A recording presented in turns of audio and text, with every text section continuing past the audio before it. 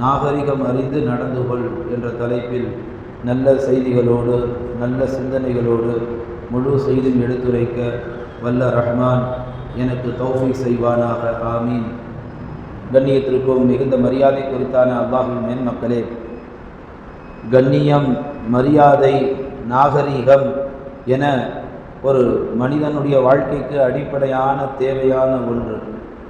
எப்படி ஆகாயம், நீர், காற்று இவையெல்லாம் மனிதனுக்கு அடிப்படையான தேவையாக இருக்கிறதோ, எப்படி முக்கியமானதாக அவையெல்லாம் நமக்கு தெரிகிறதோ, அதுபோல் மனித சமூகத்திற்கு மிக முக்கியமானது என்று சொன்னால் நாகரீகம் அறிந்து அதன்படி நடப்பது ஒரு முஸ்லிமான முஃமினான ஆண் பெண் மீது ஃபர்து, வாஜிபு. நாகரிகம் இல்லாமல் இந்த உலகத்தில் வாழ முடியுமா என்று கேட்டால் வாழலாம். ஆனால் உலகம் நம்மை திரும்பி பார்க்காது. உலகத்திற்கு நாம் அடையாளமாக தெரியப்பட வேண்டும் என்றால் அதற்கான பெரிய முயற்சி, பெரிய மலை ஏற வேண்டிய அவசியம் இல்லை. நாகரிகத்தோடு நடந்து கொண்டாலே போதும், நாம் மலை அளவினுடைய உச்சியை தொடுகின்ற அளவுக்கு அல்லாஹ் நம் பெயரை உயர்த்துவார், நம்முடைய கண்ணியத்தை உயர்த்துவார்.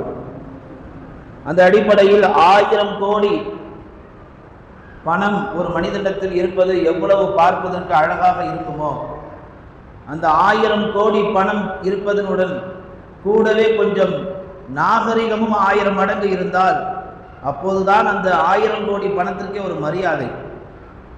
கட்டுக்கட்டாக பணங்களை வைத்திருப்பது அல்ல ஒரு மரியாதை, அந்த பணத்தை எப்படி பயன்படுத்துவது, யாருக்கு பயன்படுத்துவது என்ற நாகரிகத்தை தெரிந்து ஒருவன் வைத்திருக்கிறான் அல்லவா, அப்போதுதான் அதற்கு கண்ணியம் என்பதாக குறிப்பிடுவார்கள். பதவி, செல்வாக்கு, அந்தஸ்து, ஆஸ்தி, அதிகாரம், இப்படி சொல்லிக்கொண்டே போகலாம்.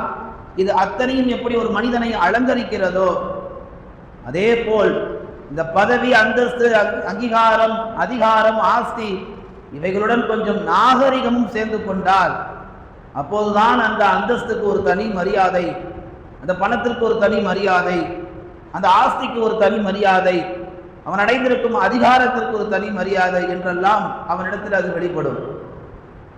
ஆட்சியும் அதிகாரமும் பணமும் அந்தஸ்தும் இருக்கிறது, ஆனால் எப்படி நாகரிகத்தோடு நடப்பது என்ற அறிவு இல்லை என்று சொன்னால் இவைகள் எதுவும் இருந்து இந்த உலகத்தில் அவனுக்கு பிரயோஜனம் இல்லை. நிகழ்காலத்திலே நடக்கக்கூடிய அநாகரிகமான செயல்களை நம்மால் பார்க்க முடிகிறது. அது சட்டசபையோ அல்லது சாதாரண சபையோ, பொதுவாக இந்த உலகத்தில் ஒவ்வொன்றுக்கும் ஒரு மரபு இருக்கிறது, ஒரு பாரம்பரியம் இருக்கிறது, ஒரு கண்ணியம் இருக்கிறது.